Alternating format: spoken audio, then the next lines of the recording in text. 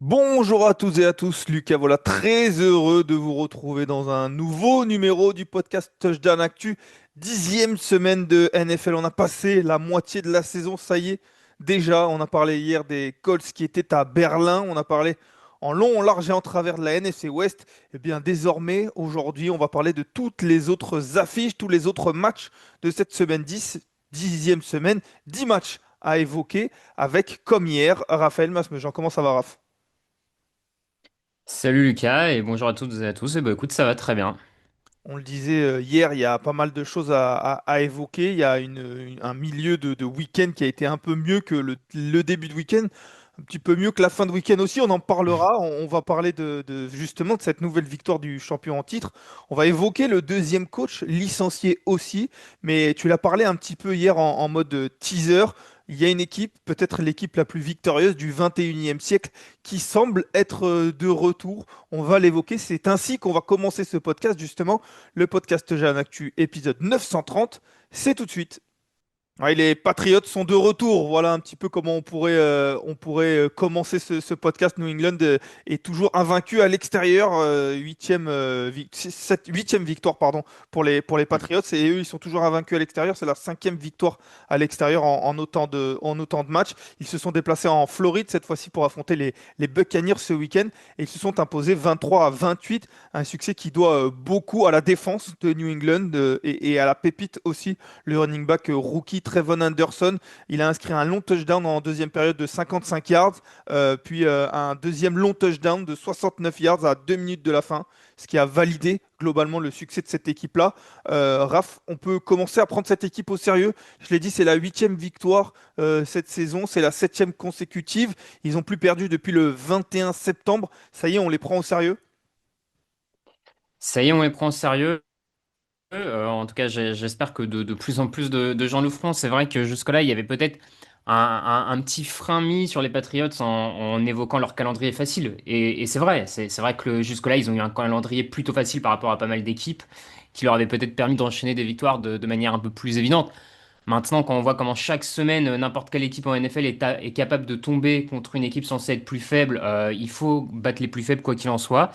Et donc les Patriots jusque-là avaient le mérite de l'avoir fait. Et là, ils battent à l'extérieur un adversaire qui était supposé meilleur qu'eux, ou en tout cas en avance on va dire, dans les plans de construction de l'équipe, on avance sur les certitudes. Les Buccaneers, ça fait 3 saisons de suite, ils sont enfin même quatre champions NFC Sud. Ils enchaînaient les prestations playoffs, etc. Donc on a quand même une équipe qui était sûre de sa force en face et que les Patriots sont allés battre de manière clairement convaincante, on y reviendra, mais qui mérite en tout cas de les prendre au sérieux.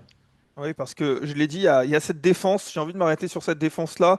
On parle beaucoup de Drake May, forcément, depuis plusieurs semaines. C'est un quarterback qui est assez jeune, donc dont on voit la progression.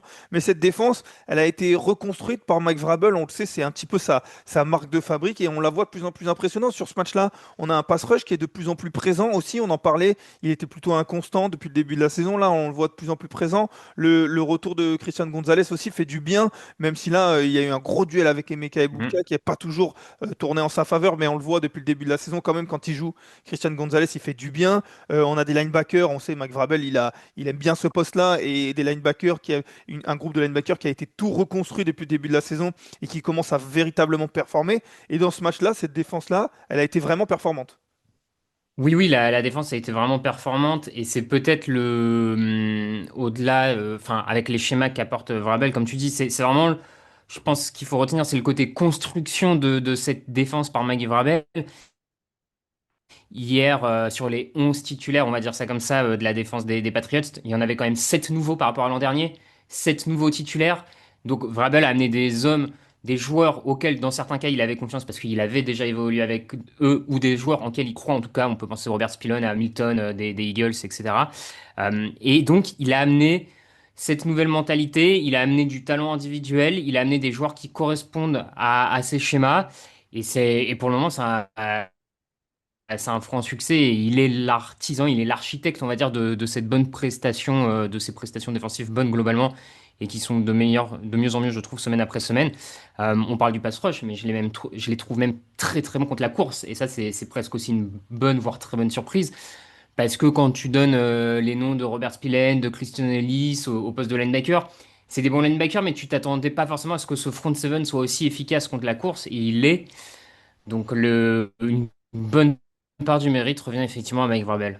C'est la meilleure équipe hein, contre la course, véritablement. Mm. C'est une équipe qui défend très bien. Jusqu'à ce week-end, il n'y avait aucun running back qui avait dépassé les 50 yards face aux Patriots.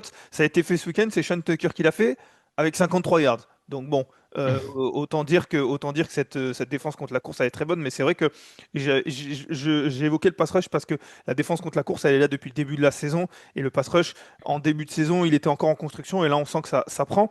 Et du coup, dans ce match-là, on voit un Baker Mayfield, on voit un Todd Bowles qui n'ont pas vraiment trouvé de solution offensive. Alors oui, il y a 23 points inscrits, mais quand même, d'ailleurs il y en a un à la fin, quand même, on sent qu'il n'y a pas vraiment de solution à minima sur ce match-là. Sur ce match-là, il y a pas de solution. C'est vrai que l'attaque de Tampa a galéré, notamment sur les troisièmes tentatives. On les a connus par le passé plus efficaces sur troisième tentative, cette équipe de Tampa et Baker Mayfield. J'ai particulièrement trouvé intéressant la façon dont Tampa, vraiment, dont les Patriots notamment limitaient Baker Mayfield sur certaines sorties de la poche pour l'empêcher d'aller chercher ses gains comme on l'a vu faire depuis le début de la saison.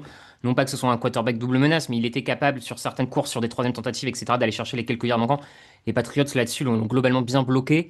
Et c'est vrai qu'après, je pense aussi que les Buccaneers ont peut-être manqué un peu de ressources aussi pour poser problème à cette défense des Patriots. C'est vrai que par exemple, on parle du jeu au sol, l'absence d'un Bucky Irving fait peut-être un peu. Je dis pas que Bucky Irving aurait fait 100 yards à la course, hein, bien sûr, mais c'était une solution de plus. Et Egbuka finalement était un peu seul, même si on a un bon match de Kay Doughton, le tight end, peut-être quelque chose à surveiller aussi du côté de la défense des Patriots, que j'ai trouvé assez naïf, ce milieu de terrain, on va dire, face à Auton. Mais oui, un manque de ressources, et du coup, moi, je le voyais plus du côté de Tampa comme peut-être un manque de ressources, là, on va dire, de joueurs que vraiment un manque stratégique pur du côté de Tampa. Ah oui, c'est fou de se dire que les Patriots avaient Alors, il y a des blessés, certes, mais qui ont plus de joueurs et plus de profondeur que Mm. les Buccaneers.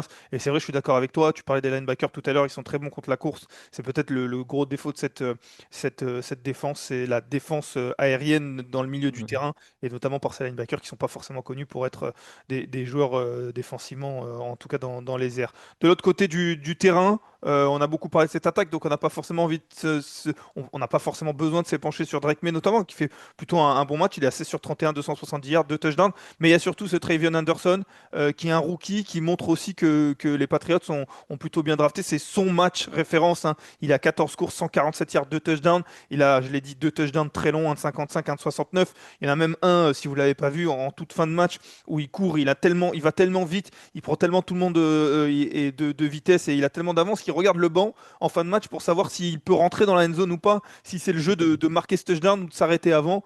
C'est un jeune joueur, mais on voit qu'il a plutôt l'intelligence, et puis il a surtout la vitesse de pouvoir le faire. Il rentre finalement, vous inquiétez pas, dans sa end zone, donc il marque ce touchdown de 69 yards, surtout pour ceux qui l'ont en Fantasy League. Mais c'était voilà, c'était le match référence pour lui. C'est bien de voir aussi qu'il y a des jeunes. Ramondre Stevenson était blessé, on sait qu'il a des problèmes de fumble notamment. C'est bien de voir ce genre de jeunes joueurs-là venir agrémenter cette attaque. Il y a aussi le rookie Williams qui marque un beau touchdown. Donc ça aussi, c'est bon signe. C'est bon signe parce que ça faisait quand même quelques années que New England n'arrivait pas à drafter de joueurs qui font vraiment la différence en attaque. Je pense notamment, on va pas les énumérer, mais le nombre de receveurs draftés par l'ancien régime qui n'ont jamais percé du côté de New England ou de joueurs qui n'ont pas su apporter grand-chose à cette équipe. Là, clairement, si avec Henderson, avec Williams, tu arrives à avoir des nouvelles touches jeunes qui. Ça veut dire que le GM draft peut-être mieux que l'ancien, ce qui est positif dans la construction future de l'effectif. Donc oui, je te rejoins, c'est voir les jeunes commencer à performer, c'est la bonne nouvelle.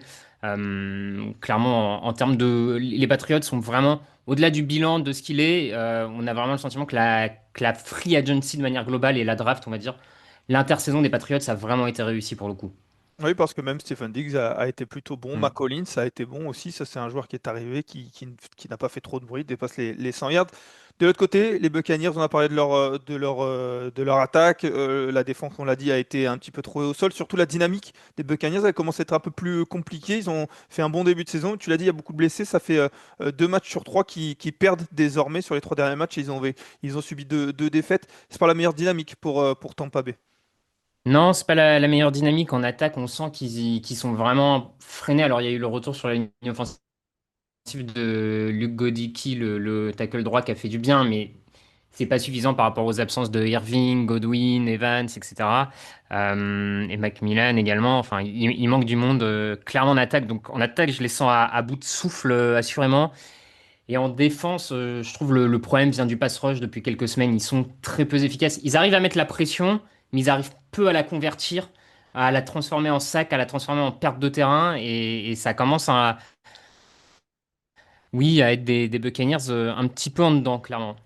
Des Buccaneers qui iront à Buffalo la semaine prochaine pour affronter les Bills. Les Patriots, eux, joueront et recevront les Jets. C'est le Thursday Night Football. Ce sera jeudi. Des Jets qui, attention, sont devenus des terreurs depuis qu'ils ont dégagé tous leurs joueurs. On va en parler en toute fin de podcast, mais encore un match voilà, de division pour les Patriots.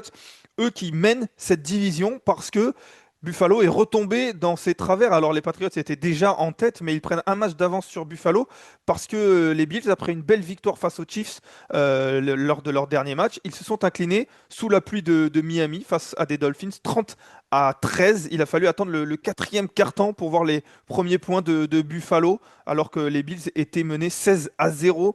Josh Allen a essayé de ramener son équipe dans le match, malgré 2 pertes de balles dans cette rencontre. Il a lancé 2 touchdowns dans les 15 dernières minutes, mais c'était trop tard, d'autant que dans le même temps, on parlait de Sol tout à l'heure. Devon Chain, lui, a été en feu. Il a inscrit 2 touchdowns. Lui aussi, 2 longs touchdowns, un de 59 yards et un de 35 yards. Raph, je suis un peu perplexe sur ce match. On retient quoi? On retient les 2 pertes de balles de Josh Allen et l'incapacité des Bills à défendre face à la course. Ou on retient la belle défense de Miami et pour une fois un match complet des Dolphins. Alors, juste pour, avant de te répondre, tu me permettras de préciser, c'est 2 matchs d'avance pour les Patriots maintenant sur les Bills. Alors, oui, Les... oui et non, parce qu'il va y avoir le match retour face à Buffalo. Ouais, mais qu'ils ont déjà gagné. Oui, mais Ils ont gagné l'aller. Et s'ils là, ils perdent. sont à 8 victoires. Buffalo 6, ça fait 2 quand même. Oui, oui, oui, autant pour moi. Autant pour moi. Ça Oui, fait oui, oui. 2.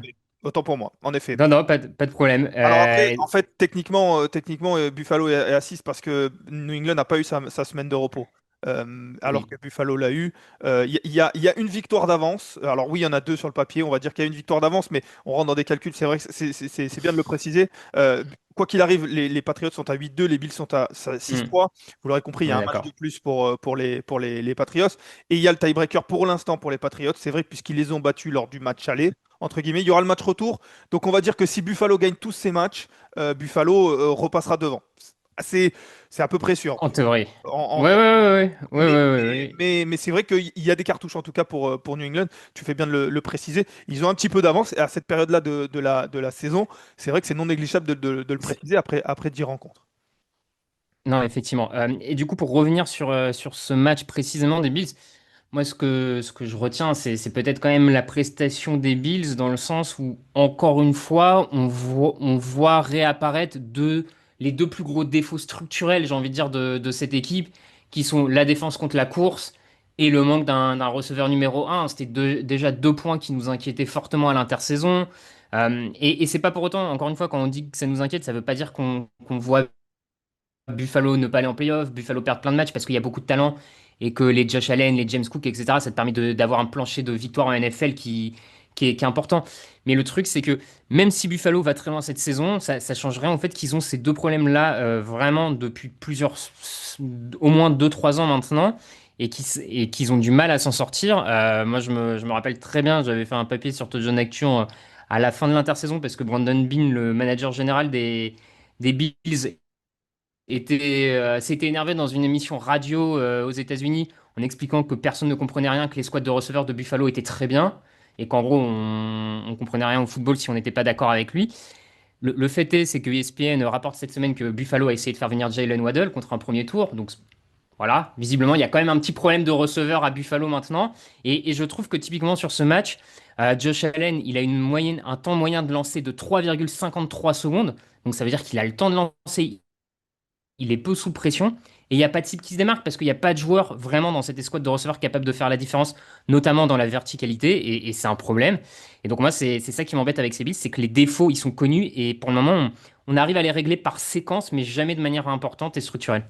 Et c'est vrai que tu dis ça, Jalen Waddle à Miami. Ils avaient un receveur numéro un, Stefon Diggs, qui est désormais à New England. Alors oui, c'est sûr que tout ne s'était pas passé parfaitement, mais Stefon Diggs sur le terrain, il était plutôt, plutôt performant avec Buffalo. Donc c'est vrai que c'est plutôt inquiétant. En plus, il y a trois pertes de balles sur ce match-là. Alors c'est vrai que les Bills n'ont pas l'habitude forcément de perdre tout le temps ses ballons, mais Josh Allen, il perd deux ballons. Il y a un fumble aussi. Donc c'est vrai que c'est plutôt inquiétant. Tu as parlé de l'attaque, il y a la défense aussi. Avant ce match-là, ils étaient 30e défense au sol. Seuls les Bengals et les Giants faisaient pire, 147 yards par match. Et dans ce match-là, ils en encaissent 197. Je l'ai dit, Devon Etchen, notamment en fin de match, il se régale. Ça aussi, c'est un gros défaut qu'on voit depuis plusieurs années, presque, j'ai envie de dire, à minima plusieurs semaines Hmm. cette saison. Et c'est toujours pas réglé. Et on parlait des Patriots tout à l'heure. Certes, les Bills peuvent encore espérer gagner cette division, mais il va falloir battre les Patriots à minima une fois sur ce match-là. Et quand on voit Trayvon Anderson qui se régale au sol, il va falloir régler ces soucis-là pour Buffalo. Oui, t'as raison, t'as raison quand tu dis ça fait plusieurs saisons, hein. C'était sur les deux, trois dernières années d'élimination en playoff de Buffalo, il y en a quand même une ou deux où t'as une défense qui craque, et notamment au sol, où ils sont incapables du coup de maîtriser le tempo du match, etc. Là, cette saison, on l'avait vu, c'est contre les Falcons, hein, notamment, où ils avaient complètement explosé face à Bijan Robinson. Là, ils explosent face à Devon Chain. Bon, en début de saison, Derrick Henry aussi leur avait fait très mal. Ils s'en sortent de manière miraculeuse, mais il y avait quand même un premier match face à Derrick Henry très compliqué. Comme tu dis, moi, c'est vraiment un souci qu'ils n'arrivent pas à régler depuis plusieurs saisons. On a fait venir pas mal de monde à l'intersaison pour tenter notamment sur la ligne défensive, pour tenter de combler ça. Ça paye pas forcément, en tout cas sur l'aspect course. Bon, c'est quelque chose à surveiller parce qu'en playoff, potentiellement, s'ils y vont, tu rencontres potentiellement Jonathan Taylor, tu rencontres potentiellement Derrick Henry. Enfin, c'est vraiment un secteur de jeu sur lequel ils peuvent encore se casser les dents, assurément.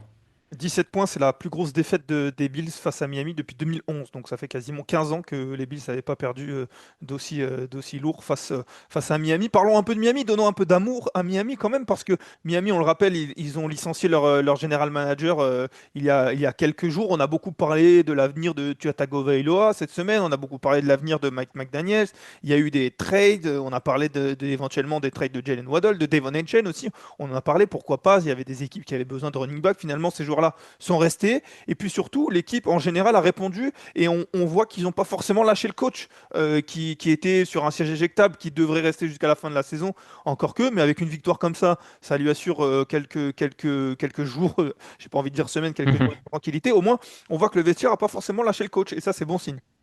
Non, c'est vrai que le vestiaire semble pas l'avoir lâché. C'est bon signe pour le coach d'être capable de continuer à mobiliser son équipe. Effectivement, ça fait deux victoires sur les trois dernières semaines.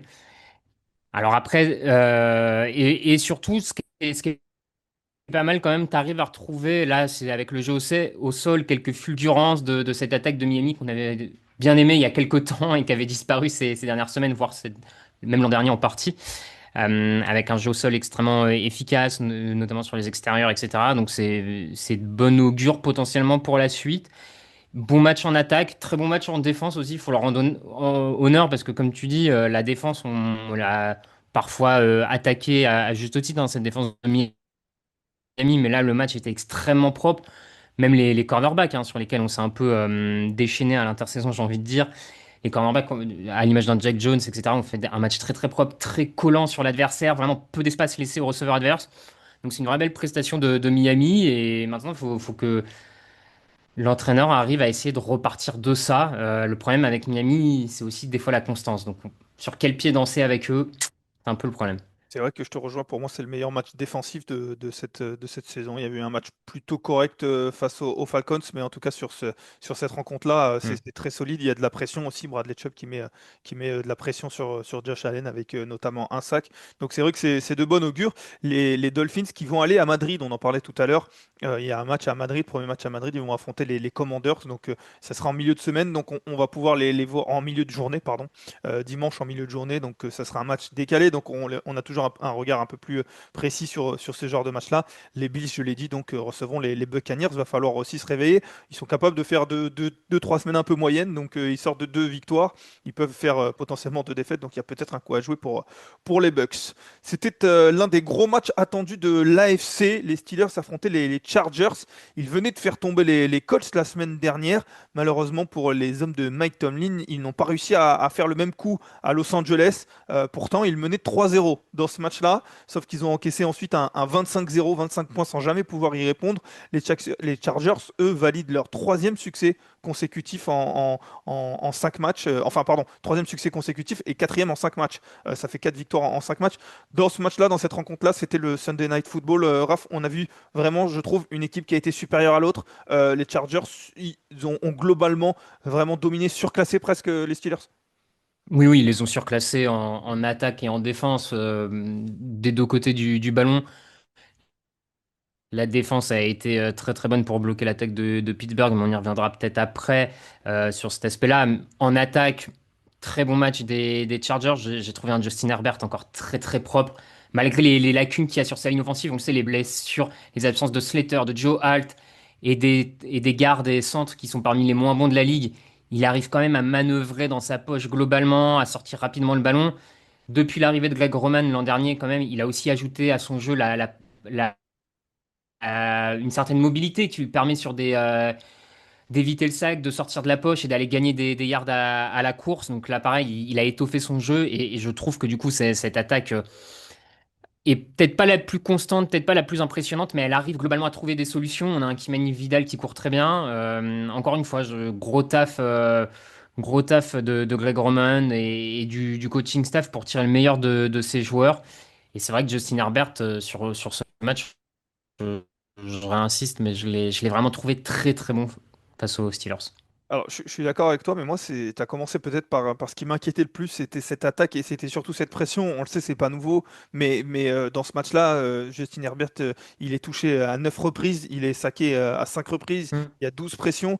Quand on regarde les statistiques depuis le début de la saison, Justin Herbert, il a subi 165 pressions. C'est le quarterback qui subit le plus de pressions. 28 sacs, c'est le troisième quarterback le plus saqué, et 80 QB hits. Donc, il a été touché à 80 reprises, c'est le premier. Et c'est vrai qu'il est bon, il arrive à s'en sortir, mais je me demande si c'est jouable dans la durée. Il s'en sort là sur ce match-là, mais c'est vrai que c'est vrai que c'est une vraie question. Il a réussi à s'en sortir. Moi, c'est vrai que c'est surtout la défense qui m'impressionne. Quand on regarde les statistiques, ils maintiennent un troisième adversaire. Je parlais tout à l'heure de troisième victoire consécutive. Ça a été un peu confus, mais ça fait 3 matchs que les Chargers encaissent moins de 250 yards. Dans une NFL où il y a beaucoup de yards, encaisser moins de 250 yards, c'est pas quelque chose de courant. Le faire 3 fois d'affilée, je trouve que ça montre à quel point cette défense-là, qui a été inconstante en début de saison, est revenue vraiment à son top niveau et on l'a vu sur ce match-là. Oui, oui, elle est revenue à un très bon niveau, je suis assez d'accord. Surtout, je trouve le backfield défensif, les cornerbacks et les safety ont eu un mois d'octobre, on va dire, assez compliqué. Et là, depuis le début novembre, ça revient très très bien du côté des Chargers. À l'image même sur le poste de linebacker d'un Dayan Henley, le linebacker qui est beaucoup mieux depuis 2 matchs et je trouve que ça se ressent aussi au centre du terrain pour la défense des Chargers. Donc je te rejoins, grosse défense de Los Angeles qui explique pourquoi les Chargers arrivent à gagner et qui donne l'opportunité à Justin Herbert finalement d'aller chercher les matchs en attaque de l'autre côté du ballon. Donc c'est une équipe très bien coachée, très bien équilibrée. La défense des Chargers, peut-être juste la petite nuance pour être sûr et certain qu'elle est bien revenue en forme. J'attendrai un adversaire un peu plus costaud en attaque. C'est vrai que leurs 3 derniers matchs, c'est contre les Titans, Vikings et Steelers, si je dis pas de bêtises. Peut-être pas les attaques les plus punchy actuellement, celles qui te mettent le plus en difficulté, Mais bon, malgré tout, faut limiter l'adversaire en dessous de 250 yards, on est bien d'accord, hein. Mais voilà, je pense que le test final des Chargers, ce sera sans aucun doute dans quelques semaines quand ils enchaîneront Eagles, Chiefs. On aura sans doute une meilleure vue sur la défense des Chargers. Même si l'attaque des Eagles, on va en parler, pas forcément la plus punchy, en tout cas, a pas, Ouais. a pas toujours été la plus punchy. Ce sera les Jaguars la semaine prochaine. Pareil, hein, pas sûr qu'on puisse considérer ça comme une attaque extrêmement punchy. Les Steelers, pour terminer, il y a une défense qui est plutôt OK, mais qui craque parce qu'elle est beaucoup sur le terrain et parce qu'elle elle craque au sol aussi. Mais il y a surtout une attaque qui est pas loin du catastrophique sur ce match-là. Oui, c'est catastrophique. On a Aaron Rodgers s'imprécie comme rarement jusque-là il l'avait été dans sa carrière. Des receveurs qui font pas vraiment la différence, peu d'espace, le jeu au sol est moyen sans plus, on va dire. Donc c'est compliqué à regarder. Je trouve qu'en plus le play calling n'est pas particulièrement inspiré pour le coup du côté des Steelers. Ils jouent avec beaucoup de tight end, mais sans forcément trouver le succès que par exemple peuvent trouver les Rams là-dessus. Donc c'est très limité. Et vraiment, on sent que cette attaque de Pittsburgh, c'est à la fois le plancher et le plafond des Steelers, quoi. Ils seront ce qu'est cette attaque et on a l'impression que le plafond est pas haut, que le plancher est correct, mais pas beaucoup plus. Et malheureusement, ça risque de ressembler encore à un truc genre 8-9 victoires, quoi. Deux petites statistiques pour terminer. Aaron Rodgers n'a jamais battu Jim Harbaugh. 5 matchs, 5 défaites face à Jim Harbaugh. Voilà, Ok. fallait le noter. Et puis Keenan Allen aussi. On donne aussi de l'amour aux anciens, aux vétérans, très bon, qui est devenu officiellement le joueur avec le plus de réceptions dans l'histoire des Chargers. J'allais dire les Los Angeles Chargers, mais c'est tellement un ancien qu'il a pas forcément joué que à Los Angeles avec les Chargers.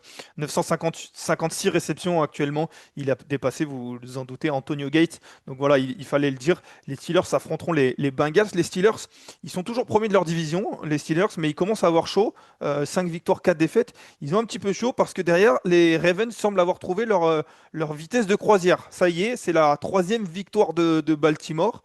Ils se sont imposés 19-27 à Minneapolis face aux Minnesota Vikings. C'était ce dimanche. C'est un succès qui a mis du temps à se dessiner. Il y avait 10-9 à la mi-temps pour Minnesota. Finalement, les Ravens ont trouvé la faille en inscrivant deux touchdowns en seconde période. La défense aussi a joué son rôle puisque la défense a provoqué trois pertes de balles dans ce match-là. Raph, Baltimore, on se dit pas forcément waouh sur ce match, mais on se dit que ça redevient très solide offensivement et défensivement, j'ai l'impression. C'est ça, on se dit pas waouh, mais ils étaient dans une telle situation à un moment de la saison. Pour rappeler, ils étaient à une victoire pour 5 défaites. Que là, l'important pour Baltimore, c'est juste de gagner des matchs pour se repositionner au playoff et clairement, peu importe la manière. Donc le waouh, c'est vraiment annexe secondaire chez eux pour le moment. Et je te rejoins, la défense, l'attaque joue globalement bien. La grosse différence, clairement, avec le début de saison, c'est vraiment la défense, parce que la défense était une vraie passoire en début de saison, et c'est ce qui avait empêché sur les 3 premiers matchs, notamment, quand l'attaque carburait bien, d'aller remporter ses victoires. Là, on a une défense qui recrée des turnovers. Alors oui, qui continue à encaisser un peu de yards, mais je pense qu'elle en encaissera toujours un peu des yards. Cette défense, elle me semble pas avoir les joueurs qu'il faut forcément, le pass rush nécessaire, etc., pour être une défense qui bloque rapidement l'adversaire, mais elle a des joueurs de ballon, à l'image d'un Marlon Humphrey, qui est souvent un joueur qui arrive à intercepter, qui sait bien se positionner, etc. Et donc elle crée ces turnovers pour pas rompre. Donc elle revient bien, et l'attaque a fait globalement ce qu'elle a, enfin, a joué tranquillement. J'ai pas eu l'impression qu'ils aient eu à forcer la décision. En tout cas, ils n'ont pas eu besoin d'être très agressifs dans le play calling, de prendre des risques. Ils ont un peu déployé finalement en deuxième mi-temps leur jeu. Donc c'est une bonne victoire pour Baltimore et je trouve que c'est une victoire un peu en patron quand même. Parler des pertes de balles, lors des 5 premiers matchs, les Ravens ont provoqué 2 pertes de balles au total. Sur ce match-là, je l'ai dit, ils en ont provoqué 3. Donc c'est vrai que ça, ils commencent à revenir et ça fait 4 matchs qui maintiennent leur adversaire sous les 20 points. Tu l'as dit, ils prennent des yards, mais pas forcément des points. Est-ce que cette défense, elle est revenue à son meilleur niveau ou pas encore? Je pense qu'elle est pas loin du meilleur qu'elle peut donner. Je pense pas que ça sera une excellente défense parce que voilà, je le disais, je pense notamment qu'il lui manque des gros pass rushers pour être dans le top des défenses. Mais en tout cas, c'est pour moi c'est une défense qui doit être dans le milieu de tableau et elle s'en rapproche et je pense qu'elle y est tout près. Les Vikings, à l'inverse, l'attaque, elle est plutôt inquiétante. JJ McCarthy était sur le terrain, il fait 20 sur 42, 248 yards, un touchdown, deux interceptions. Il ajoute 48 yards au sol, mais surtout, quand on regarde les statistiques, ce qui inquiète, on a un 3 sur 14 sur troisième tentative, 2 sur 5 sur quatrième tentative, et puis surtout, il y a 13 pénalités, dont 7 faux départs. Alors que cette équipe-là, elle est à domicile. Donc généralement, à domicile, on pourrait comprendre les faux départs quand il y a du bruit, quand la cadence n'est pas audible ou quand là il y a 7 faux départs. Alors oui, on le sait, JJ McCarthy était un quarterback rookie, il a été blessé, donc il n'y a pas beaucoup de répétitions, mais c'est quand même plutôt inquiétant pour cette attaque et pour les Vikings. Oui, oui, c'est inquiétant, cette nouvelle performance offensive des Vikings. Tu l'as dit, il y a ces erreurs de synchronisation, de synergie sur la ligne offensive qui. Alors c'est vrai que c'est une ligne offensive qui bouge beaucoup, qui a eu beaucoup de blessures un peu toute l'année, donc peut-être que les différents line-up ont un peu déstabilisé, et peut-être que McCarthy, comme tu le dis, en presque rookie, vu qu'il n'a pas joué son année rookie, arrive peut-être pas à apporter une sorte de sérénité au moment d'appeler les jeux, de faire son décompte. Il y a peut-être un peu de ça, clairement pour la ligne offensive. Et puis après, oui, sur les troisièmes tentatives, il y a des erreurs. McCarthy, moi, ce qui m'inquiète, c'est que je trouve que au cours d'un match, plus le temps passe, plus ses passes sont imprécises. Je trouve vraiment comme si presque il perdait en tonicité dans ses lancers, en force. Et je trouve que c'est quelque chose, moi, que j'ai eu l'impression de remarquer, qui m'inquiète, parce que pour le coup, s'il a du mal à jouer quatre cartons avec son bras, on risque d'avoir quand même un sacré problème du côté de Minnesota. Donc on verra si c'est moi qui ai juste eu cette impression sur ce match ou si j'arrive à le confirmer plus tard. Mais en tout cas, encore une fois, l'attaque de Minnesota est trop médiocre. Est trop médiocre pour espérer mieux. Et le pari de Kevin O'Connell de lancer McCarthy est en train de partir en sucette, clairement.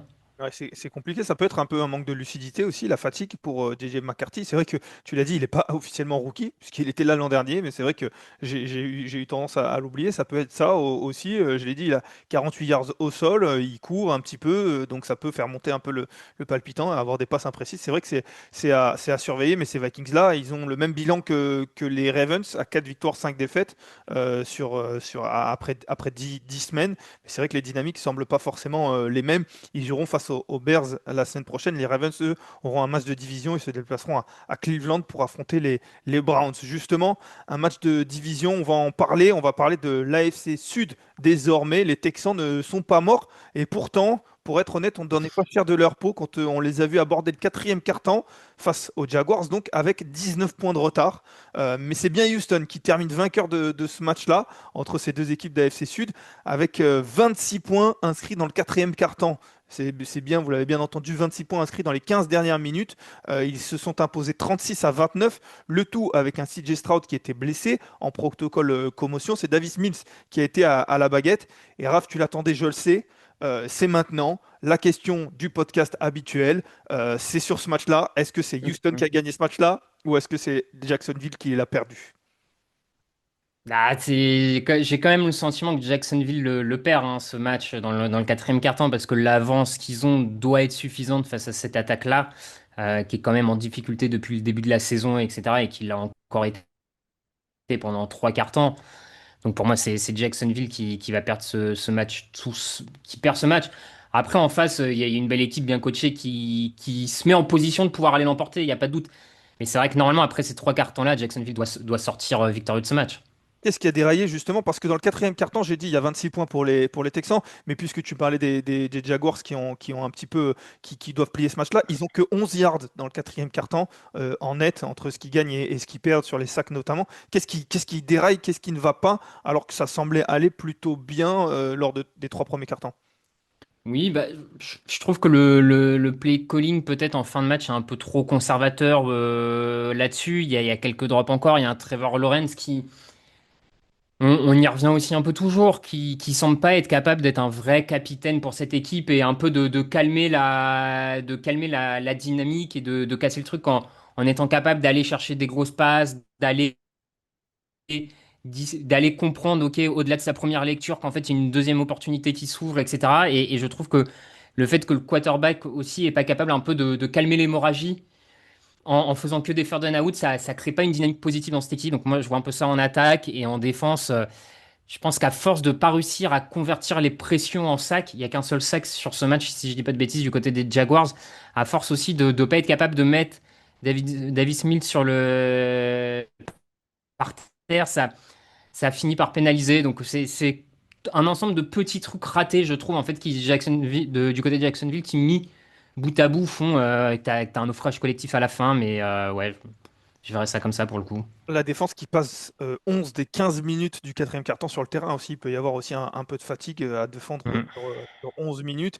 Et puis de l'autre côté, pour les Texans, pour le coup, moi je vais parler de cette défense-là qui a été, qui a maintenu cette équipe-là dans la partie parce que oui, ils encaissent 29 points, mais quand on regarde, il y a 10 points en début Mm. de match qui viennent des pertes de balles de l'attaque, un fumble et une interception. Il y a un touchdown qui vient aussi d'un punt return. Donc ça fait 17 points quasiment qui n'est pas vraiment du fait de la défense. Donc c'est vrai que c'est pas forcément significatif ces 29 points-là. Pour le coup, il y a beaucoup de pression. Daniel Hunter qui a été très bon, il est à 3,5 sacs et 8 pressions.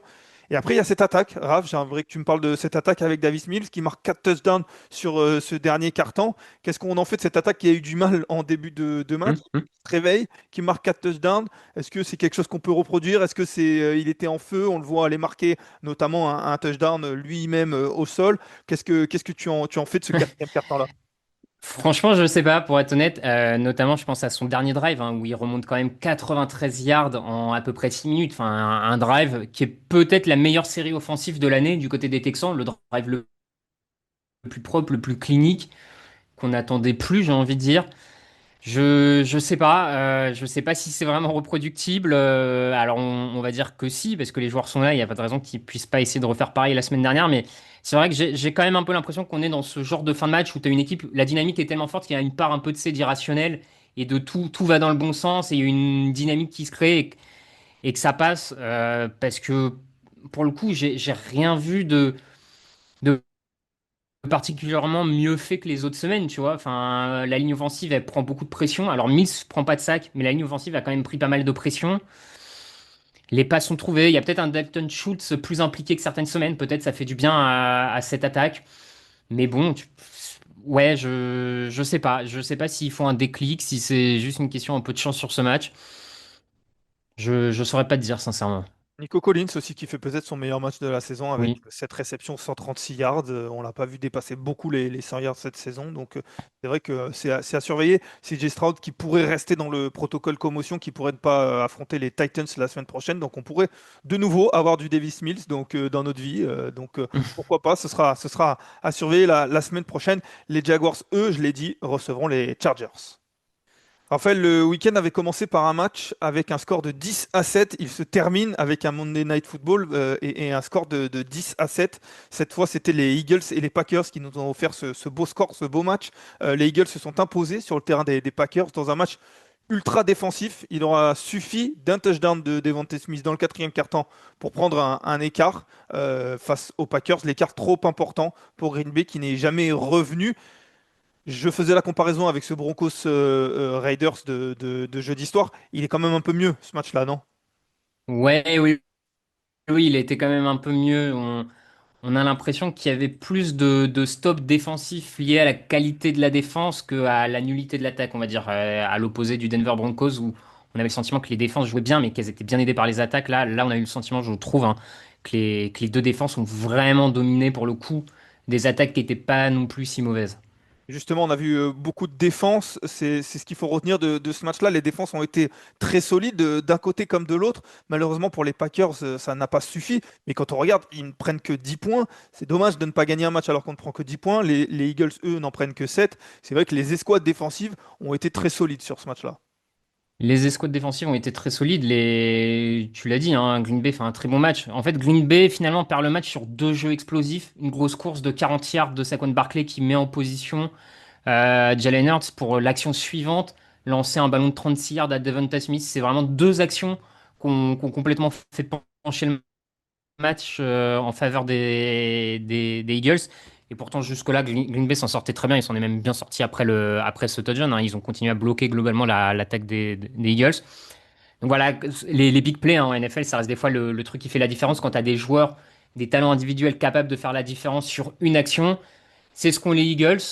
Donc en attaque, en tout cas, c'est ce qu'ils ont et ça les a aidés à gagner. Mais oui, c'est d'abord et avant tout une victoire défensive, avec notamment un joli match du nouveau venu Jalen Phillips hein, du côté des Eagles qui s'est bien montré pour le coup.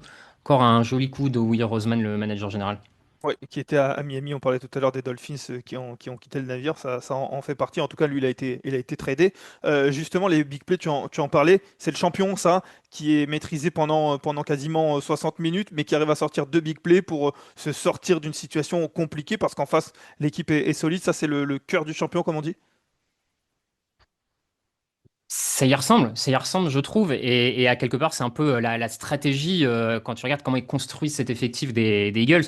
C'est un peu la stratégie. Les Eagles en défense, c'est beaucoup de jeunes joueurs draftés très haut qui se recyclent, alors que l'attaque, on donne des gros contrats à Devonta Smith, on donne des gros contrats à Edgy Brown, à Saquon Barkley, et on va chercher des mecs qui ont un talent vraiment particulier. Et donc, je trouve que ça se ressent là sur quand tu dis le cœur du champion, c'est vraiment la construction de cet effectif avec quelques joueurs clés en attaque de grands talents qui peuvent faire la différence sur une action et qui ont ce vécu, qui ont cette expérience. Ils l'ont fait l'an dernier, ils l'ont fait il y a 3 ans quand ils étaient au Super Bowl, enfin, qui ont l'habitude de faire des coups comme ça.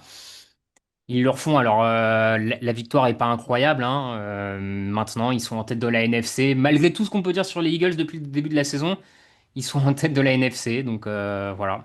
Avec cette victoire de défaite. Et c'est vrai qu'on parlait des big plays. De l'autre côté, malheureusement, ils n'ont pas eu lieu, ces big plays. Il y a une quatrième tentative, malheureusement, où Josh Jacobs est bloqué. Il y a un drive pour égaliser ou repasser devant un moment à 17. Il y a Jordan Love qui n'arrive pas à trouver Watson, qui est pour le coup, qui est pour le coup libre. Et lors de la Hmm. diffusion télé, ils expliquaient très bien que je crois que c'est Troy Aikman qui expliquait très bien que si le ballon avait été lancé un peu plus sur le côté, ça aurait pu être un catch pour Christian Watson. Donc c'est vrai que malheureusement, les big plays, ils étaient d'un côté, il n'en a suffi que deux, et de l'autre, ils n'ont pas eu lieu, ils n'ont pas existé, ces big plays.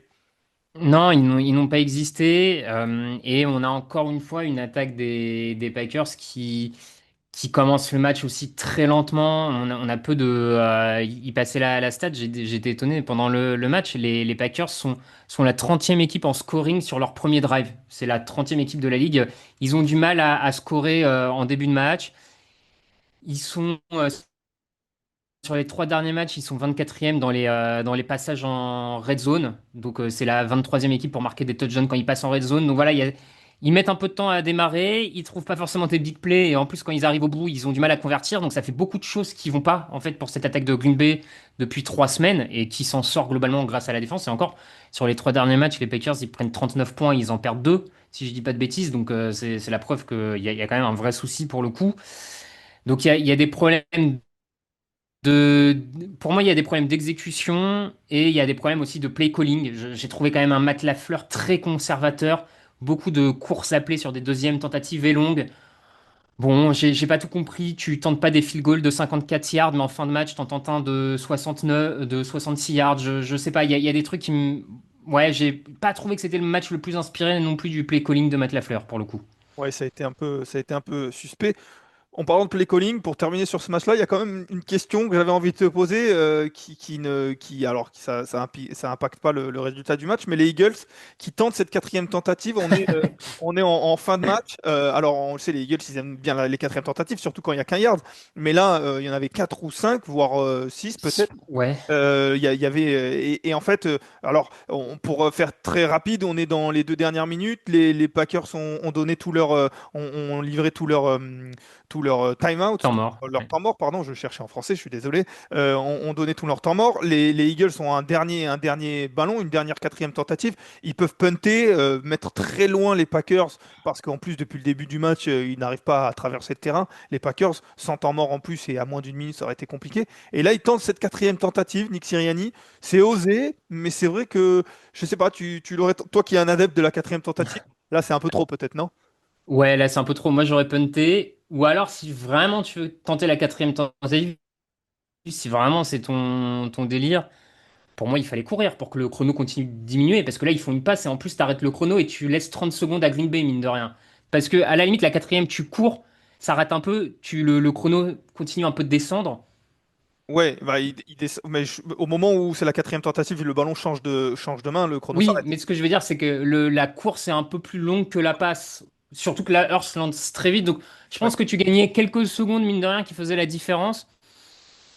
Bon, bref, quoi qu'il arrive, j'aurais punté. Au final, j'aurais punté. Je vois pas l'intérêt de celle-ci, clairement. Je suis d'accord. Nick Sirianni qui a voulu montrer qu'il avait une grosse paire, permettez-moi l'expression. Après, si ça passe, le match est terminé, littéralement. Mais là, ils se sont Oui. mis un peu ils se sont mis un peu de pression. Bon, J'aurais bien aimé que, pardon, j'aurais bien aimé que Edgy Brown la capte celle-ci. Ça m'aurait aidé oui, dans un dans un autre autre. débat, j'ai pensé à toi, je t'avoue, on peut le dire, il y a une grosse bataille en fantasy actuellement qui se passe, on arrive sur les fins de semaine, et c'est vrai qu'on en a parlé hier, tu avais gagné, enfin tu avais plus de 250 points, donc généralement Hmm. 250 points dans notre ligue, ça gagne le match, hein, on va pas se mentir.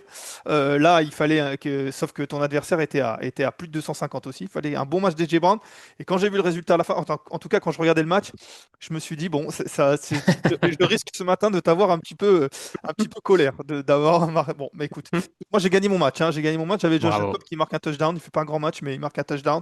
Zach Bone, donc bon, voilà. Allez, on passe à autre chose. Les Eagles, justement, autre chose, ça sera les Lions lors du Sunday Night Football la semaine prochaine. Donc ça va être un très grand match et globalement une très bonne semaine. La semaine prochaine, les Packers, eux, iront à New York pour affronter les Giants. On va en parler des Giants. On va d'abord parler de ces Lions, justement, parce que dimanche, il y avait un autre match entre deux équipes qui étaient supposées être des cadors en NFC, les Commanders et les Lions, sauf que sur le terrain, il semblait n'y en avoir qu'une. C'est bien Détroit, parce que les Lions n'ont fait qu'une bouchée des Commanders. Un succès 44 à 22. Washington n'a jamais trouvé la solution défensive face à cette attaque des Lions. Ils ont encaissé 500 yards, plus de 500 yards. Ils ont encaissé 5 touchdowns. Bref, il n'y a pas eu de match. Les Lions, quand ils sont comme ça, ils font peur, Raph. Oui, quand ils sont comme ça, ils font peur. À noter hein, quand même que Dan Campbell, le coach, avait repris le play calling offensif à son coordinateur offensif sur ce match. C'est lui qui appelait les jeux. On a eu globalement un tarif qu'on retrouve souvent avec Détroit, hein, une quarantaine de points marqués. Ça a très bien joué. Là, peut-être la grosse différence par rapport aux dernières semaines sur le jeu offensif, c'est qu'on a beaucoup vu Jameson Williams, le receveur numéro 2 des Lions, qui a été beaucoup plus utilisé que ce n'était lors des dernières semaines. Et c'est pas mal parce que c'est quand même un joueur, quand tu arrives à lui mettre le ballon dans les mains, qui par son explosivité arrive à faire la différence. Mais c'est vrai que c'est une équipe de Détroit qui est très très bonne en attaque, qui est très bonne en défense. Bon, ils sont en course clairement pour les playoffs, pour le titre de division. Et comme tu le dis, quand ils jouent comme ça, ils ont à nouveau une tête d'équipe capable d'aller en finale NFC sans problème. Rattrape de leur défaite face aux Vikings lors de leur dernier match. Ils sont à 6 victoires, 3 défaites. Pour le coup, de l'autre côté, les Commanders ne sont qu'à 3 victoires, 7 défaites. Est-ce qu'on peut commencer véritablement à parler de déception pour les Commanders cette saison? Alors, il y avait pas Jaden Daniels qui est toujours blessé, c'est Marcus Mariota. Il y a eu pas mal de blessures cette saison, mais les Commanders, c'est une saison qui est décevante quand même. Oui, c'est une saison décevante. Là, je pense que les playoffs à 3 victoires après 10 semaines vont s'éloigner, surtout dans cette NFC. On n'y croit plus trop.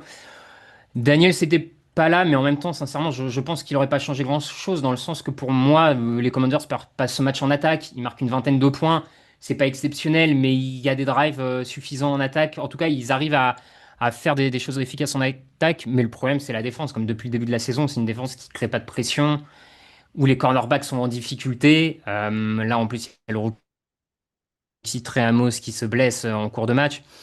Bon, c'est voilà, pour moi, la défense là craque de toutes parts depuis un petit moment déjà. Et à partir de là, si tu n'arrives pas à stopper Détroit en défense, de toute manière, il y a peu de chances que tu marques assez de points pour en venir à bout. Allez, pour terminer sur ce match-là, un petit joueur qui aurait pu te faire du bien en fantasy, Raph, c'est Jahmyr Gibbs. 15 courses, 142 yards, 2 touchdowns au sol, plus 30 yards et un touchdown dans les airs. Voilà, pour ceux qui l'avaient en fantasy, ça peut faire du bien. Les Eagles qui affronteront donc les Lions qui affronteront donc les Eagles, ça sera dimanche soir dans la nuit de dimanche à lundi. Et les Commanders, je l'ai dit, prennent la direction de Madrid pour affronter les Dolphins dans un match, c'est vrai, où il n'y a pas beaucoup de victoires entre les Dolphins les Commanders Mhm. en début de saison. Ça aurait pu être un match plutôt attrayant. Là, c'est vrai qu'il n'y a pas beaucoup de victoires. Ça peut être un match sympa, mais ça sera à surveiller. Ça y est, la saison NFL a fait sa deuxième victime. Raph, on y est après Brian Callahan dans le Tennessee. Les Giants se sont séparés de Brian Daboll après cette défaite 24-20 à Chicago. Daboll qui avait été élu coach de l'année en 2022, qui finit avec un bilan de 20 victoires, 40 défaites et un match nul à la tête des Giants. Pardon. Est-ce que c'est logique pour toi, licenciement de Brian Daboll par New York après cette défaite? Oui, c'est assez logique. Je pense que Dabol aurait de toute manière dû être viré dès le début de la saison, à l'intersaison. Donc, bon, au final, qu'il le soit viré quelques mois après, quelques semaines après, ça me dérange pas tant que ça. Ça me paraît logique. L'attaque a jamais vraiment progressé. Il y a un peu le miracle Jackson Dart cette année, mais sans ça, c'est quand même une attaque qui a des problèmes depuis longtemps. La défense sous-performe. Le nombre de fois où les Giants sont menés cette saison, ils se sont fait remonter dans le dernier quart. Il y a eu le match contre Denver, il y a celui-là. Bon, on sent que Brian Daboll était un peu à... Et je pense qu'en vrai, ça fait plusieurs semaines que les Giants ont envie de le faire, mais Dart avait repoussé l'échéance, à mon avis, sa titularisation. Donc rien d'étonnant et c'est mérité, je pense. Sur ce match-là, en plus, c'est assez symbolique parce que Darts a failli repousser encore une fois l'échéance. New York menait 10 points à 6 minutes de la fin. Puis la défense a fini par craquer. Ils ont encaissé deux touchdowns. Et de l'autre côté du ballon, là aussi, symbole, Jackson Darts n'a pas pu assurer sa place. Et il est entré en protocole commotion. C'est vraiment voilà, le match symbole de cette fin d'ère pour Brian Daboll chez les Giants. Oui, oui, c'est le match symbole, comme tu dis. Rien n'est allé dans le bon sens et la perte de Dart a clairement. Alors, on ne saura jamais est-ce que les Giants le gagnent s'il reste sur le terrain, mais on a quand même l'impression qu'avec Dart, ils allaient vers la victoire et qu'à partir du moment où il est sorti et que l'attaque n'a plus avancé, ils se sont mis en position de le perdre. La suite pour les Giants, tu l'imagines comment? Il reste quelques matchs. Donc les Giants, je l'ai dit, sont à 2 victoires, 8 défaites. Ils n'ont pas eu leur semaine de repos. Il y a 7 rencontres pour eux. Tu l'imagines comment au niveau du coaching staff sur cette saison et puis surtout sur la saison à venir? Sur cette saison, je pense qu'on va vraiment être sur de la transition et juste essayer de faire progresser Jackson Dart au maximum en espérant qu'il se prenne un peu moins de commotion que ce qu'il a depuis le début de la saison. Je...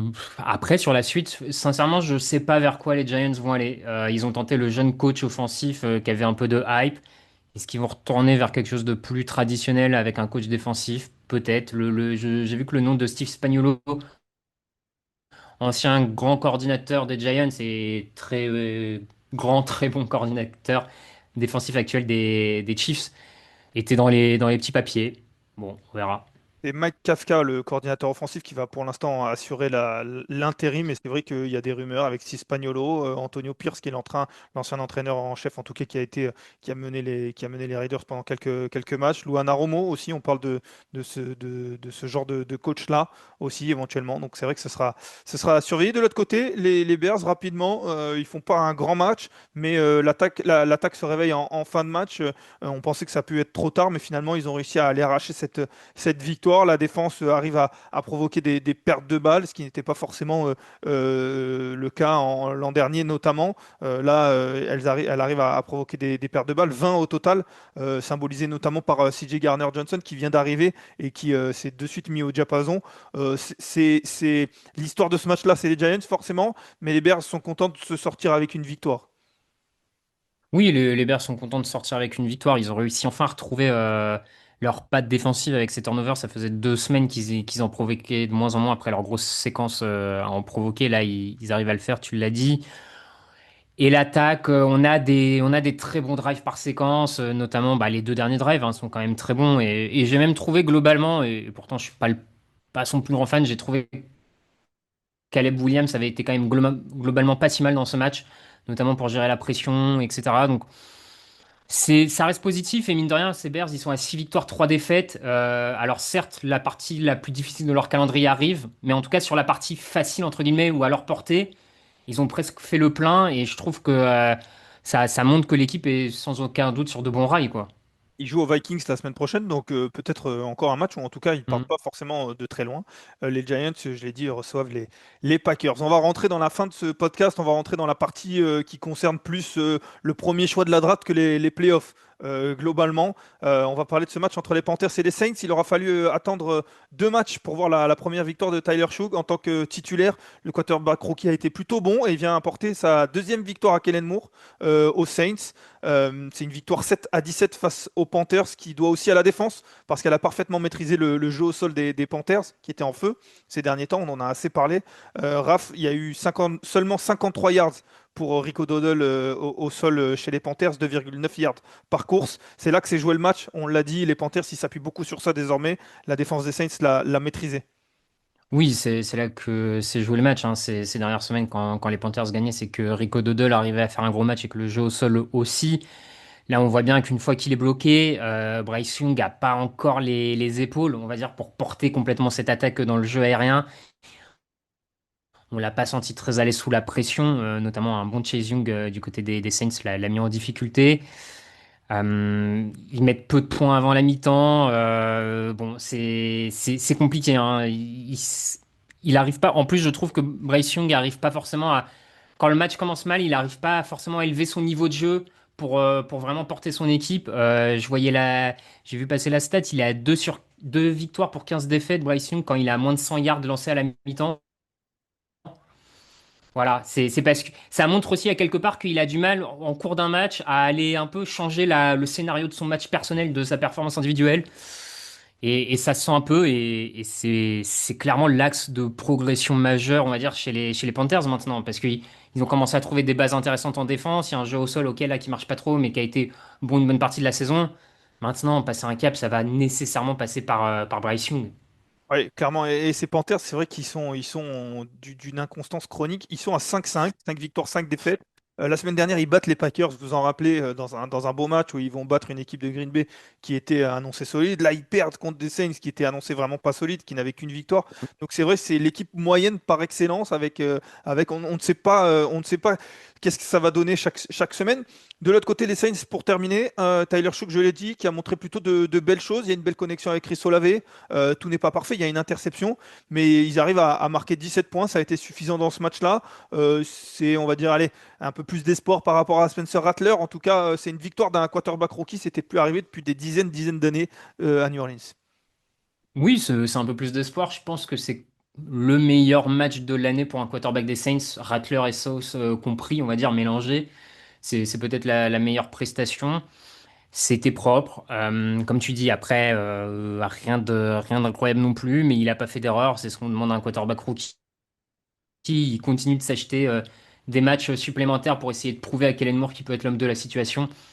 On verra. Mais bon, les Saints, c'est une bonne victoire à prendre et gros match défensif. J'ai trouvé notamment leur défense contre la course, bien sûr, mais même le pass rush, je leur dis, mais Chase Young a fait un très bon match, j'ai trouvé. Donc, il y a des petits éléments, mais il y a beaucoup encore à faire du côté des Saints. Ces deux équipes-là, leur prochain match, ils affrontent les Falcons. Alors bien entendu, ils vont pas les affronter en même temps. Ça pourrait aider pour l'une comme pour l'autre, même si les Falcons ne sont pas des foudres de guerre, mais les Saints seront en semaine de repos. Donc ils affronteront les Falcons dans 2 semaines. Les Panthers, eux, iront à Atlanta dès la semaine prochaine avec un match retour qui s'annonce peut-être intéressant parce que les Falcons, ils ont peut-être un air revanchard. Ils ont pris un 30-0, on le rappelle, lors du match aller. Donc ça peut être sympa. On passe à la dernière rencontre de cette semaine 10 qui a dit que les Jets étaient en mode tanking, les amis. Ils ont tradé quasiment tous leurs bons joueurs, tous leurs rares bons joueurs, ils les ont tradés et ils viennent d'enchaîner une deuxième victoire consécutive. Ils ont battu les Browns 27-20. On va pas se mentir, c'était pas forcément le match avec le plus haut niveau de jeu. D'ailleurs, on l'a mis à la fin de ce podcast-là. Les deux équipes visent plus le premier choix de la draft, on l'a dit. Mais New York a été plutôt bon. Ils se sont imposés grâce à une grosse défense qui a saqué Dylan Gabriel à 6 reprises. Il y a 2 touchdowns sur retour de coup de pied, un sur retour de coup d'envoi de 99 yards et un sur retour de punt de 74 yards. Raph, on le disait un petit peu sur les Dolphins tout à l'heure, les Jets, ils montrent que à minima, ils n'ont pas lâché. On en a beaucoup parlé, on se disait mais qu'est-ce qu'ils font? Ils balancent tous leurs joueurs, ils balancent même la saison. Là, ils n'ont pas lâché, ils n'ont pas lâché leur coach. Ils font leur meilleure performance défensive quasiment de la saison. C'est toujours, on préfère ça que voir des équipes qui lâchent totalement, qui prennent des roustes semaine après semaine. Ah oui, clairement, on préfère voir ça. Tu l'as dit, c'est vrai qu'il y aurait pu avoir un peu ce côté, une fois que tu fais partir deux de tes trois meilleurs joueurs, hein, avec Sauce Gardner et Quinnen Williams, une fois que tu les fais partir, tout le monde pourrait se dire, OK, ils sont en train de jeter la saison, ils n'en ont rien à faire de ce qu'on fait. Et donc les joueurs pourraient se dire, Si dans les bureaux on n'en a rien à faire, bah pourquoi nous on se ferait chier entre guillemets sur le terrain? Et c'est pas le cas. Très gros match de Will McDonald, très bon match aussi de Quincy Williams qui en début de semaine avait été un peu mis sur le banc par son coach en disant tu performes pas assez, qu'il a aussi revient bien sur ce match. Enfin, bonne prestation défensive, je te rejoins. Ils ont l'air du coup de soutenir Aaron Glenn, ce qui est positif pour le coach s'il veut espérer garder sa place. Il y a encore beaucoup de travail à New York, hein. On va pas faire croire que tout est réglé, bien sûr. Mais ça reste positif, je pense, vu le contexte, vu ce qui s'est passé cette semaine, être capable d'aller chercher la victoire, ça montre quand même qu'il y a peut-être un début de quelque chose de groupe. Et donc, c'est un truc sur lequel ils doivent clairement bâtir, c'est certain. Ouais, et malheureusement pour eux, Garrett Wilson est blessé, il va être Ouais. absent plusieurs semaines, ça c'est pas forcément de bon augure, mais tu l'as dit, il y a une bonne défense. Dylan Gabriel, il a été mis sous pression 55,8% du temps, quasiment plus d'une fois sur deux qui est reculé pour lancer, il était mis sous pression avec un très bon Will McDonald, quatrième du nom, tu l'as dit, qui enregistre 4 des 6 sacs de son équipe. C'est presque, en tout cas c'est plus inquiétant pour les Browns de l'autre côté qui avaient 2 semaines pour préparer ce match-là, ils étaient en semaine de repos la semaine dernière. 2 semaines pour préparer ce qu'ils viennent de produire. Là, par contre, il y a aucune excuse. On est intransigeant sur ce genre de performance. Oui, oui, t'as raison. C'est vrai que 2 semaines pour préparer cette rencontre face à des Jets qui étaient en difficulté et produire ça, enfin, c'est pas normal. Et en même temps, il y a ce côté qu'on peut pas s'empêcher de ressortir de Cleveland, ce côté un peu loser. Je vous donne la stat ESPN Research qui a sorti quand même une stat incroyable. Depuis 1950, les équipes qui ont maintenu leur adversaire à moins de 175 yards et qui n'ont pas perdu de ballon, donc ce qui est arrivé aux Browns, étaient à 225 victoires pour 0 défaite. Voilà, la première défaite dans ce contexte-là où tu ne perds pas de ballon et tu limites l'adversaire à 175 yards, la première défaite de l'histoire, comme ça, c'est les Browns. Tu sais, des fois, il y a des trucs un peu irrationnels qui vont au-delà du sport. Bah, c'est peut-être ça les Browns en fait. Là, franchement, parce qu'en vrai, leur match est pas bon, mais ils font, comme on le dit, ils font même pas non plus tant d'erreurs que ça en vrai dans ce match. Non, ils font des erreurs sur équipe spéciale, je l'ai dit, c'est ce qui leur, Hmm. enfin, leur empêche, et en tout cas ils encaissent 14 points sur équipe spéciale. Mais c'est vrai que la défense est plutôt bonne. C'est frustrant parce qu'il n'y a qu'un seul drive pour eux dans le quatrième quart-temps qui finit en touchdown où ils craquent vraiment, le reste c'est plutôt solide. Après ils ont un drive pour arrêter, pour récupérer le ballon et ils ont deux pénalités, un holding et un faux départ qui les crucifient. Donc c'est vrai que c'est assez frustrant. Il y a beaucoup de questions aussi sur l'attaque et sur Dylan Gabriel. On parle peut-être d'éventuellement d'un changement. Stefanski a dit que non, globalement. Qu'est-ce que tu ferais, toi? Qu'est-ce que tu penses, Dylan Gabriel? Pour ma part, je trouve qu'il n'y a pas tout qui a jeté. Il est mis beaucoup sous pression, donc c'est vrai que c'est pas évident. Mais je suis pas sûr que ce soit la solution. Je pense pas que tout soit catastrophique de la part de Dylan Gabriel. Non, comme toi, je n'ai pas l'impression qu'il soit particulièrement mauvais. Il est moyen, hein, mais voire moyen bas. Mais je ne crois pas non plus qu'il soit le seul responsable des difficultés. Comme tu l'as dit, plus de 50% des snaps sous pression. Même un très bon quarterback fait rien en étant sous pression sur 55% des snaps. Donc je vois pas ce qu'on peut attendre de Dylan Gabriel dans ce contexte-là. Sachant qu'en plus, les armes aériennes sont pas forcément tout au niveau cette saison. Bon, beaucoup de travail encore une fois en attaque. Est-ce qu'il faut lancer Sanders? En vrai, je pense que Shedeur Sanders dans ce contexte-là ferait pas mieux de toute manière que Dylan Gabriel. Clairement. Clairement. En tout cas, il va y avoir une belle bataille pour ce fameux premier choix de la draft, je l'ai dit, puisque du coup, avec cette victoire, les Jets reviennent à 2-7. Les Browns sont à 2-7. Ils ont peut-être la recette. New Orleans Saints, ils sont à 2-8. Et j'essayais de regarder aussi le classement. Est-ce qu'il y a une autre équipe qui est à deux victoires uniquement? Les Raiders, ils doivent pas être très loin. Comme ils ont joué jeudi, je les ai complètement oubliés de le sortir de ma mémoire. Et oui, ils sont à 2-7, mais c'est vrai qu'il y a les Titans. Les Titans que j'avais complètement Eh, oubliés aussi, qui étaient en repos, mais au moins ils n'ont pas perdu cette semaine. Ils sont à une victoire seulement, donc potentiellement peut-être un nouveau premier choix de la draft pour eux. On verra ça. En tout cas, pour terminer, les Jets, je l'ai dit, joueront jeudi soir aux Patriots, en tout cas à New England pour jouer face aux Patriots. Les Browns, eux, recevront les Ravens. C'est ainsi que se termine l'épisode 930 du podcast Touchdown Actu. Je l'ai dit, on a dépassé le milieu de la saison, donc il reste moins d'une moitié de saison. Ça va très vite, ça va très vite. Déjà la semaine 11, la semaine prochaine. Dès demain, vous aurez aurez les previews. Et puis toute la semaine, vous aurez beaucoup de choses encore. N'hésitez pas à aller sur YouTube si vous ne l'avez pas encore fait pour avoir le podcast un petit peu plus tôt que les autres. Et puis nous suivre sur les réseaux sociaux aussi. Merci Raph pour ce back-to-back. On l'a fait cette fois-ci hier et aujourd'hui. On vient de venir à bout de cette semaine 10, Raph. C'était pas évident, mais merci à toi également. Ouais, on l'a fait, on l'a fait. Je sais pas si la semaine prochaine on sera de retour. Pas de jour férié pour les Braves, hein. On l'a pas signalé, mais 11 novembre ou pas. Alors c'est pas forcément un jour férié chez toi, mais ça l'est chez moi. Et on est là, on est là. Donc c'était un plaisir d'être avec vous, d'avoir débriefé cette belle semaine 10 quand même. Et puis on se retrouve, comme je l'ai dit, voilà, encore toute la semaine. Et puis pour nous, ça sera la semaine prochaine. Ciao, ciao. Time